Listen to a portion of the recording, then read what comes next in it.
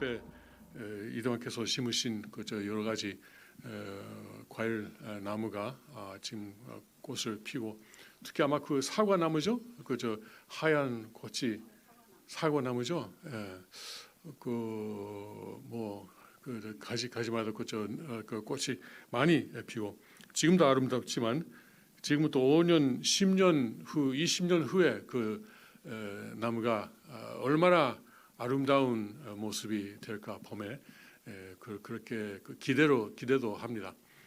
그걸 보면서 제가 생각하기에는 하나님께서 우리를 보시는 마음도 그렇지 않을까 생각합니다. 우리 그 한 사람 한 사람이 완성을 이루었을 때 얼마나 아름다운 사람이 될까, 얼마나 아름다운 창조물이 될까, 그렇게 기대하시는 심정을 우리가 조금 그 나무를 보면서 배울 수 있지 않을까, 그런 생각도 듭니다.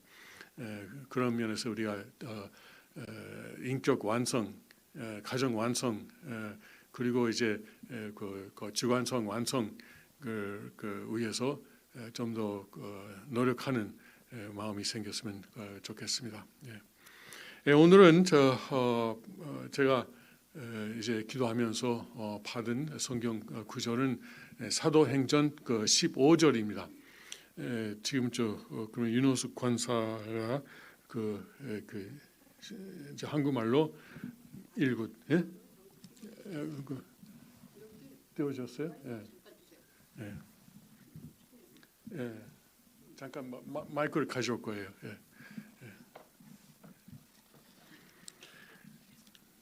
시작하기 전에 그 초기 교회 식구들은 이제 메시아가 이 세상에 왔다 가셨는데 처음에는 금방 오실 줄 알았어요.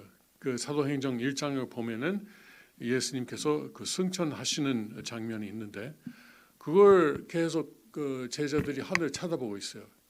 올라가셨지만 곧 내려오시겠지? 완전히 아직 가신 건 아니겠지? 곧 오시겠지? 그런데 5분, 10분 기다려도 안 오시고 1시간 기다려도 안 오시고, 그러니까 결국 그 옆에 서 있던 천사들이죠. 뭐 흰 옷을 입은 남자라고 저 성경에 나오지만 저 천사들이 뭐 아무리 쳐다봐도 안 오신다. 가신 거하고 같은 노정으로 오실 것이다라고 제자들에게 가르칩니다. 그 무슨 뜻이냐면은 이제 결국 아기로 태어나고 여성의 자궁을 통해서 이 세상에 오고, 그리고 자라나고 고난의 길을 고치고 그리고 세상을 구하는 그런 섭리를 표하실 것이다. 그런 뜻으로 우리는 아버님의 가르침을 통해서 알고 있습니다. 그런데 이제 이 사도행전이 사도행전에 기록된 뭐 그런 노정을 걷고 있는 기독교인들은 아직 그걸 모릅니다. 그래도 오늘 아니면 내일은 그래도 오시겠지. 설마 모레 아니 그때도 안 오실까? 이런 기대를 가지면서 계속 살았었던 사람들입니다. 그래도 안 오시니까 그래도 바울을 중심으로 해서 기독교 신앙을 전파하기 시작합니다. 그런데 전파하는 과정에서 좀 문제가 생겼어요. 예수님께서는 유대인들을 중심으로 전도를 하셨는데 우리도 그렇게 하느냐, 아니면은 이방인들도 전도해야 되느냐, 또 이방인들이 입교했을 때 그 모세의 그 법을 지켜야 되느냐. 그러니까 먼저 유대교로 개정을 하고 입교하고, 유대교로 입교한 다음에 그 다음 단계로 기독교 입교해야 된다, 이런 주장하는 사람들이 있었습니다. 그런데 바울은 거기에 대해서 반대했죠. 그렇지 않다. 예수님은 모든 인류를 위해서 오신 분이시고 곧 유대교를 믿어야만 예수님을 만날 수 있는 것은 아닐 것이다 이렇게 반론을 했습니다. 그래서 그 장면을 나타낸 것이 여기 그죠 사도행전 15장입니다. 예루살렘에서 큰 회의를 했어요. 총회를 했습니다. 당시로서는 이제 그 초기 기독교 모든 지도자들이 모여서 이 문제를 어떻게 해결하느냐라는 회의를 했습니다. 그러면 그 회의가 어떻게 됐는지 한번 읽어봅시다. 사도행전 15장. 어떤 사람들이 유대로부터 내려와서 형제들을 가르치되 너희가 모세의 법대로 할례를 받지 아니하면 능히 구원을 받지 못하리라 하니 바울 및 바나바와 그들 사이에 적지 아니한 다툼과 변론이 일어난지라. 형제들이 이 문제에 대하여 바울과 바나바와 및 그 중에 몇 사람을 예루살렘에 있는 사도와 장로들에게 보내기로 작정하니라. 그들이 교회의 전송을 받고 베니게와 사마리아로 다니며 이방인들이 주께 돌아온 일을 말하여 형제들을 다 크게 기쁘게 하더라. 예루살렘에 이르러 교회와 사도와 장로들에게 영접을 받고 하나님이 자기들과 함께 계시어 행하신 모든 일을 말하며 바리새파 중에 어떤 믿는 사람들이 일어나 말하되 이방인에게 할례를 행하고 모세의 율법을 지키라 명하는 것이 마땅하다 하니라. 사도와 장로들이 이 일을 의논하러 모여 많은 변론이 있은 후에 베드로가 일어나 말하되 형제들아 너희도 알거니와 하나님이 이방인들로 내 입에서 복음의 말씀을 들어 믿게 하시려고 오래전부터 너희 가운데서 나를 택하시고 또 마음을 아시는 하나님이 우리에게와 같이 그들에게도 성령을 주어 증언하시고 믿음으로 그들의 마음을 깨끗이 하사 그들이나 우리나 차별하지 아니하셨느니라. 그런데 지금 너희가 어찌하여 하나님을 시험하여 우리 조상과 우리도 능히 매지 못했던 멍에를 제자들의 목에 두려느냐. 그러나 우리는 그들이 우리와 동일하게 주 예수의 은혜로 구원받는 줄을 믿노라 하니라. 온 무리가 가만히 있어 바나바와 바울이 하나님께서 자기들로 말미암아 이방인 중에서 행하신 표적과 기사에 관하여 말하는 것을 듣더니 말을 마침에 야고보가 대답하여 이르되 형제들아 내 말을 들으라. 하나님이 처음으로 이방인 중에서 자기 이름을 위해 백성을 취하시려고 그들을 돌보신 것을 시므온이 말하였으니 선지자들의 말씀이 이와 일치하도다. 기록된 바 이후에 내가 돌아와서 다윗의 무너진 장막을 다시 지으며 또 그 허물어진 것을 다시 지어 일으키리니 이는 그 남은 사람들과 내 이름으로 일컬음을 받는 모든 이방인들로 주를 찾게 하려 함이라 하셨으니 즉 예로부터 이것을 알게 하시는 주의 말씀이라 함과 같으니라. 그러므로 내 의견에는 이방인 중에서 하나님께로 돌아오는 자들을 괴롭게 하지 말고 다만 우상의 더러운 것과 음행과 목매어 죽인 것과 피를 멀리하라고 편지하는 것이 옳으니 이는 예로부터 각 성에서 모세를 전하는 자가 있어 안식일마다 땅에서 그 글을 읽음이라 하더라. 이에 사도와 장로와 온 교회가 그 중에서 사람들을 택하여 바울과 바나바와 함께 안디옥으로 보내기를 결정하니 곧 형제 중에 인도자인 바사바라 하는 유다와 실라더라. 그 편에 편지를 붙여 이르되 사도와 장로된 형제들은 안디옥과 수리아와 길리기아에 있는 이방인 형제들에게 문안하노라. 그런즉 우리 가운데서 어떤 사람들이 우리의 지시도 없이 나가서 말로 너희를 괴롭게 하고 마음을 혼란하게 한다 하기로 사람을 택하여 우리 주 예수 그리스도의 이름을 위하여 생명을 아끼지 아니하는 자인 우리가 사랑하는 바나바와 바울과 함께 너희에게 보내기로 만장일치로 결정하였노라. 그리하여 유다와 실라를 보내니 그들도 이 일을 말로 전하리라.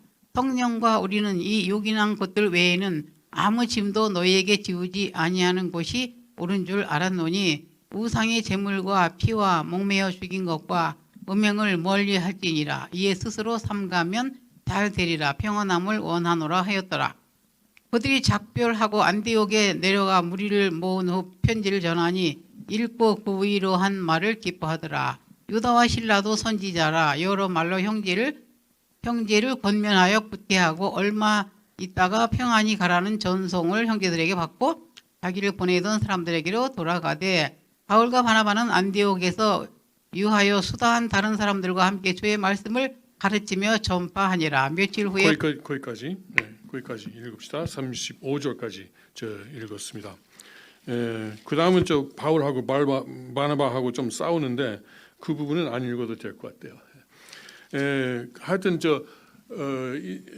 여기서 우리가 배울 수 있는 것은 하나님은 이제 그 시대마다 그 조건을 세우십니다. 그래서 저 모세에게는 많은 율법을 주셨어요.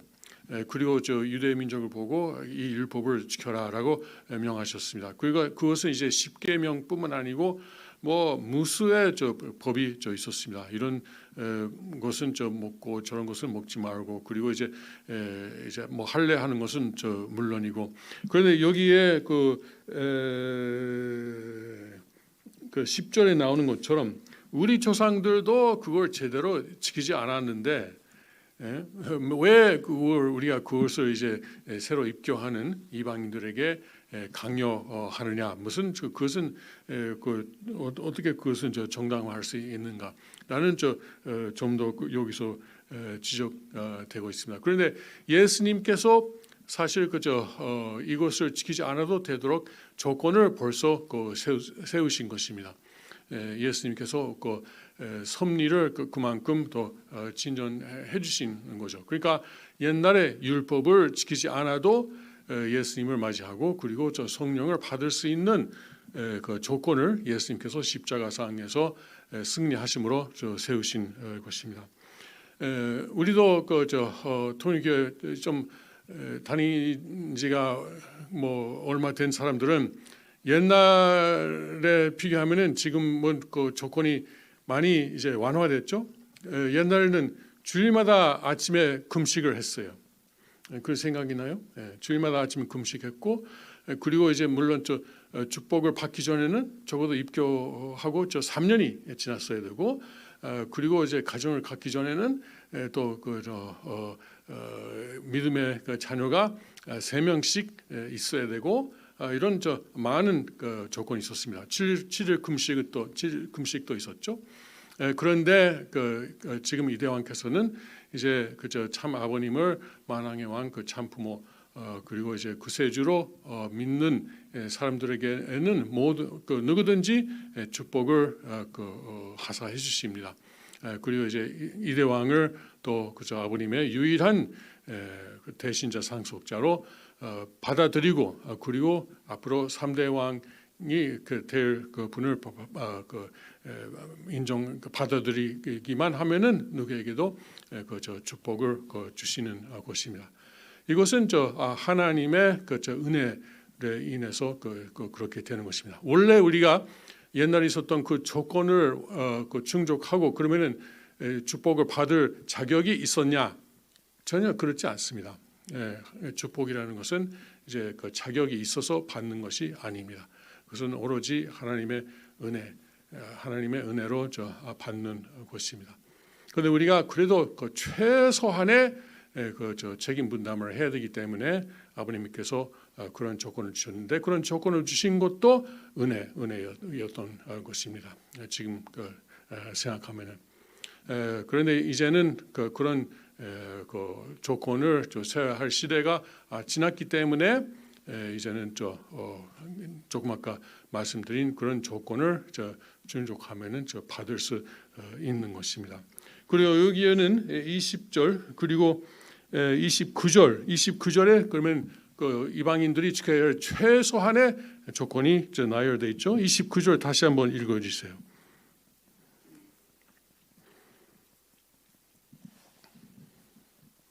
(29절) 우상의 제물과 피와 목매어 죽인 것과 음행을 멀리할지니라.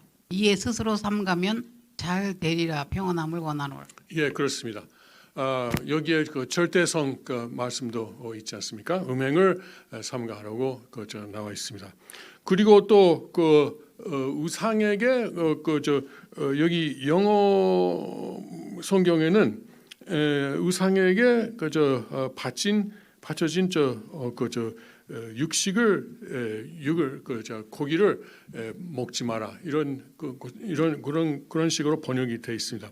아무튼 그 우상에게 바친 음식 이건 이미 의상의 영이 들어있기 때문에 기독교인들은 그것은 먹지 말아야 된다 이렇게 되는데 이걸 읽을 때 제가 생각하는 것은 우리 명절 때 아버님께 올리는 상을 우리가 그 행사가 끝나면은 다 가져가지 않습니까? 뭐 거기 있는 상에 올린 모든 것을 가져갑니다. 왜 그럴까요? 아버님께서 이제 행사 때 성찬을 드십니다. 그때 진지를 드십니다. 그러니까 물론 이제 밥하고 국하고 반찬하고 드시지만은 그 앞에 있는 모든 뭐 과일이라든가 과자라든가 그것도 함께 드시는 조건을 그때 세우시는 것이고 우리가 나중에 그걸 나누어 먹을 때 그러면 우리도 아버님을 참부모님을 모시고 식사를 했다 이런 조건이 되지 않을까 그런 생각이 듭니다. 그러면은 왜 우상에게 바친 상에서 나온 그 음식은 왜 먹지 말아야 되느냐? 그러면 그 우상 그러니까 사탄이죠. 이제 그 우상이니까 사탄을 모시고 식사를 했다라는 조건이 되기 때문에 이건 기독교인들이 삼가한 것으로 생각됩니다. 그러니까 이 영적인 것은 실체입니다. 영계는 그냥 우리가 상상하는 것이 아닙니다. 지금 과학은 그걸 아직 받아들이지 않지만 아버님께서 분명히 말씀하셨어요. 여기에 평화세계에 오려면은 그 조건의 하나로 그 모든 사람은 영계를 알아야 된다. 그 확실히 알아야 된다고 말씀하셨습니다. 그러니까 그 아버님의 상에서 나온 음식을 우리가 먹을 때 하고 그 우상의 상에서 나온 음식을 먹을 때 하고 분명히 여기에는 영적인 차이가 큰 차이가 있습니다. 그것을 우리가 정말 인식하고 조심하고 또 명절 때 그런 아버님의 상에서 나오는 음식을 먹을 수 있는 그런 은혜를 또 감사할 필요가 있다고 생각합니다.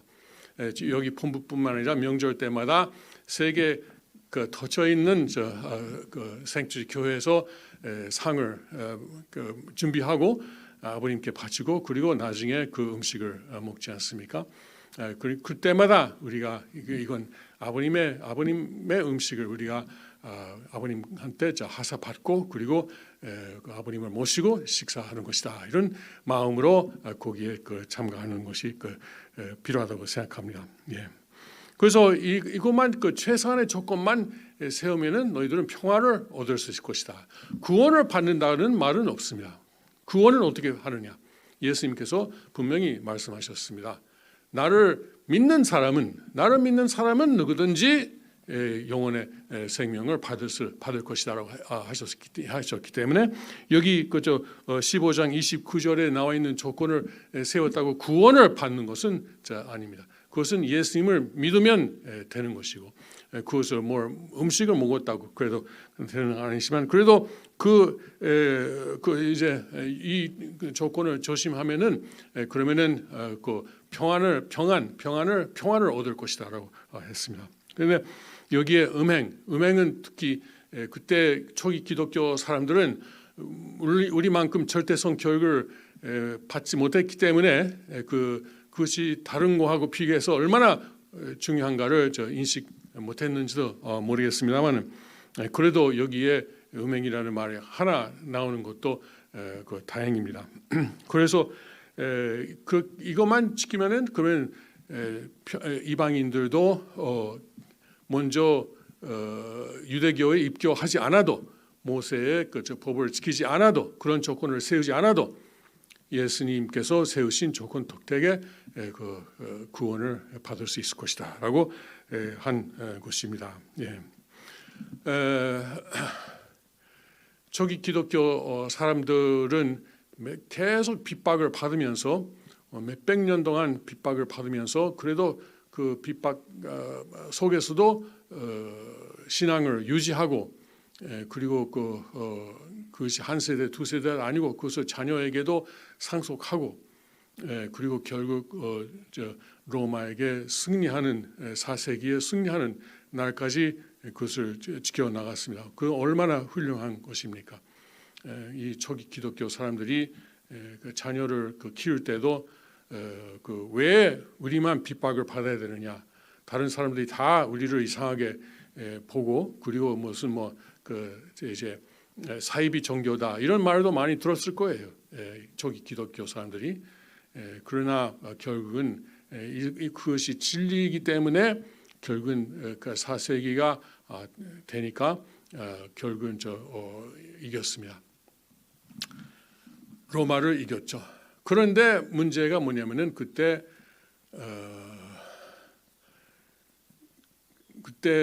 로마 국가 로마하고 주체와 대상 관계에 있어서 결국 기독교가 계속 주체의 입장을 지켰어야 되는데 그러지 못했습니다. 그것이 이제 기독교의 비극이라고 할 수 있습니다. 자, 너희들 용서해 줄 테니까 종교의 자유를 줄 테니까 우리 밑으로 들어와라. 우리를 이제 로마를 주체로 너희들의 주체로 인정하라. 뭐 이런 유혹에 이기지 못한 것 같습니다. 그래서 결국은 그때부터 기독교가 부패가 생기고 그리고 또 여러 가지 문제가 그 이후에 1000년 이상 이어져 갔습니다. 그런데 이제 종교 개혁으로 16세기에 그것이 일단 개혁이 있었는데 그때도 결국 루터라든가 그런 다른 종교 개혁을 추진하는 사람들이 결국에는 역시 국가 지도자 외적인 힘이 있는 사람들에게 의지하면서 개혁을 했습니다. 그것도 문제입니다. 그래서 그것을 볼 때 우리가 지금 초기 기독교 사람들의 신앙을 존경하고 그리고 그것을 우리도 배우는 것도 좋습니다만은 나중에 국가와의 관계를 올바르게 세우지 못했다는 교훈도 얻어야 된다고 생각합니다. 결국에는 우리도 그런 때가 올 거예요. 자, 너희들 이제 사회에서 더 이상 배척되는 입장이 아니고 완전히 받아들이겠다. 그 대신 우리 국가에게 충성하라. 이런 날이 올 것입니다. 이제 대통령도 만나게 해주겠다. 이제 여러 가지 행사에도 초대를 해주겠다. 그러나 그 조건으로 너희들은 이제 국가에게 충성해야 된다. 이런 말이 있을 것입니다. 이미 중공 그렇지 않습니까? 공산당에게 충성하는 종교만이 인정됩니다. 충성하지 않으면은 법륜공처럼 아니면은 지하 기독교처럼 많은 박해를 받습니다. 그런데 그것은 중공뿐만이 아닙니다. 미국이나 한국에서도 똑같은 형상이 이루어질 수 있습니다. 자, 대통령 취임식에 초대를 해주마. 그 대신 너희들 자세를 좀 바꿔라. 이런 말이 있을 것입니다. 그런데 기독교는 언제나 예언자의 입장입니다. 예언자는 뭐냐? 왕에게 올바른 말을 하는 것이 예언자입니다. 하나님의 입장에서 자, 이것은 틀렸다.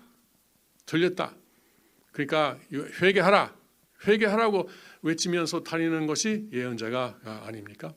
그렇기 때문에 예언자는 항상 인기가 없어요. 항상 국가 지도자들이 좀 싫어하는 것이 예언자이죠. 자기 마음대로 하고 싶은데 자꾸만 예언자가 와서 자 하나님의 뜻은 이쪽이다. 당신은 이쪽으로 가고 있다. 그러니까 회개하라 이렇게 합니다. 그런데 예언자가 그 입장을 지키지 않으면은 어떻게 됩니까? 그러면 하나님께서 말할 수 있는 채널이 없어져요. 그렇게 되면은 나라는 이제 망하는 것입니다. 예수님께서 말씀하셨지 않습니까? 이제 하나님께서 많은 예언자를 보내셨지만 그때마다 너희들은 그 예언자를 배척하고 그리고 돌로 죽이고 돌 던져서 죽이지 않았느냐?